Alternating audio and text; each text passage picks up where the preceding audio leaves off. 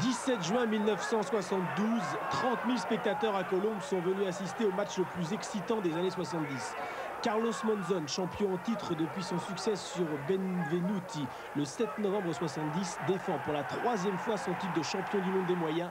Face à lui, Jean-Claude Bouthier, champion d'Europe en titre. Jean-Claude Bouthier, culotte blanche. Carlos Monzon, plus grand, 1,84 m.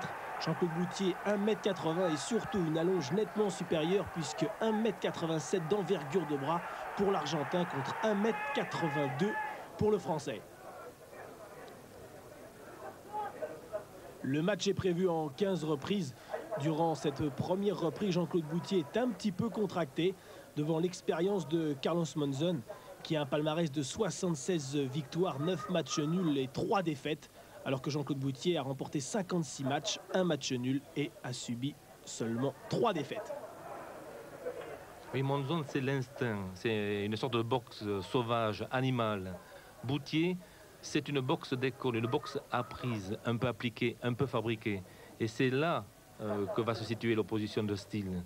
Il y en a un Bouthier qui va quand même forcer sa nature, alors même que Monzon, lui, va rester dans sa nature. Et justement, dans cette 6e reprise, Bouthier va tenter de bousculer le champion du monde, de l'empêcher de s'organiser. Et ce sera une furieuse bataille.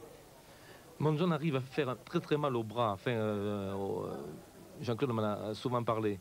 Il y a cette sorte de pression, de présence de Monzon qui se situe même dans le regard. Il a cet instinct, le ring est son territoire et d'une certaine manière, il domine tout, il maîtrise tout. Jean-Claude Bouthier qui vient de prendre une droite. Il y a un travail extraordinaire également de Carlos Monzon au corps qui sape la résistance de Jean-Claude Bouthier.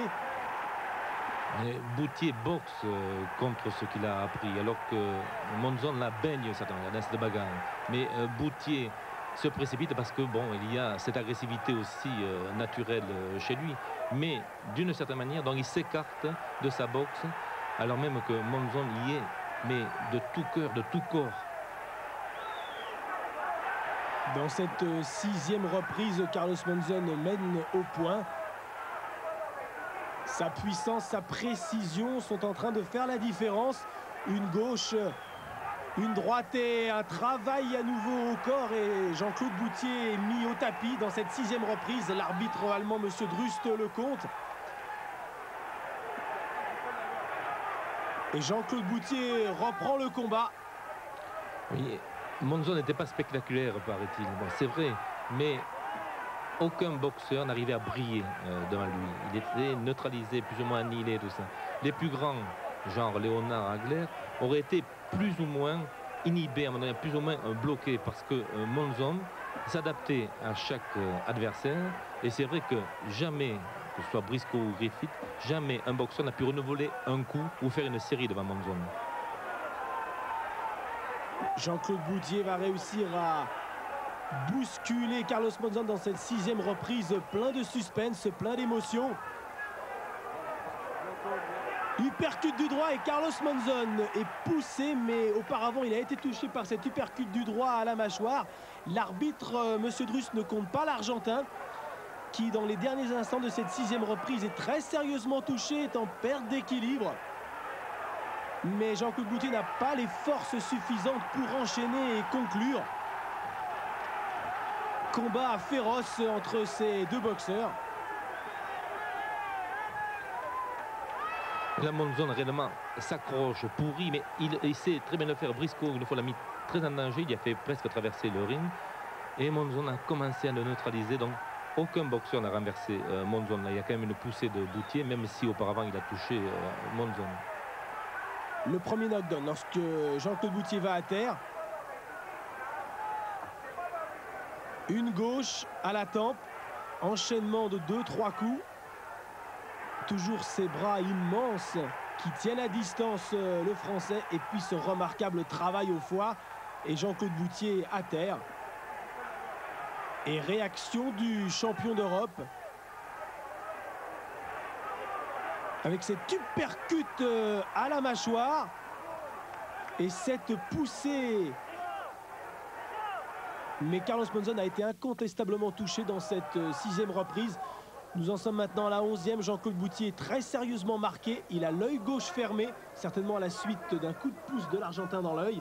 Mais Jean-Claude Bouttier n'a plus aucun moyen de remporter ce match, si ce n'est de s'imposer avant la limite. Mais Monzon savait tout faire, même tout défaire. Bon, puisque chacun des combats qu'il disputait ne ressemblait pas aux précédents. Mais il ne faut pas oublier qu'en dépit de ces trucages, en dépit de cette non-boxe qu'il peut pratiquer par moment, ça a été un des plus grands champions de l'histoire. Il lui a fallu 80 combats pour arriver au championnat du monde contre Benvenuti en Italie. Et c'est un véritable parcours de combattant qu'il a mené jusqu'au bout, en dominant de certaine manière tous ses adversaires. La 12e reprise, l'issue de ce match est proche. Avec un seul œil, Jean-Claude Bouttier ne voit plus du tout les droites de l'Argentin. Il n'y a plus que son courage à opposer devant la prestance, la vivacité qui est pratiquement toujours la même chez Carlos Monzon.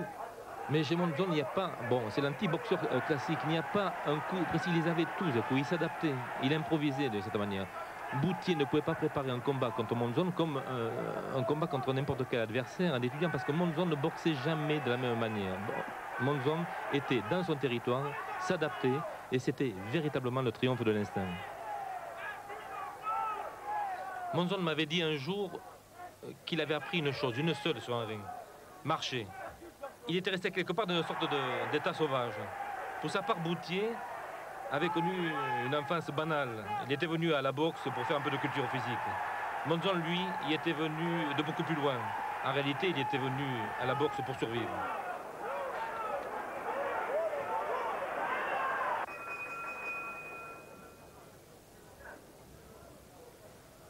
Fin de la 12e reprise qui sera la dernière. On regarde les derniers instants de ce match qui avait été retransmis en direct aux États-Unis, en Italie, en Angleterre, au Canada, en Argentine, au Mexique, au Venezuela. Et monsieur Jean Bretonnel, à l'appel de la 13e reprise, garde dans le coin Jean-Claude Bouttier. Carlos Monzon remporte son 4e championnat du monde.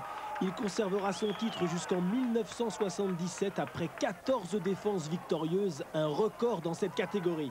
Quant à Bouttier, il sera allé au bout de son énergie, de ses possibilités. Finalement, son malheur et son privilège auront été de rencontrer Carlos Monzon.